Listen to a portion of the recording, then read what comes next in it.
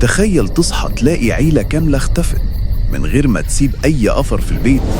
الجيران بلغوا الشرطة إن العيلة بقالها 3 أيام مش باينة، وأول ما الشرطة كسرت الباب لقوا البيت ساكن بس مش فاضي. الغريب إن كل حاجة كانت في مكانها، الأكل على السفرة، لعب العيال، حتى الموبايل في الشاحن، ولا كأن حد خرج. لحد ما وصلوا لكاميرا المراقبة لقوا تسجيل آخر الليل.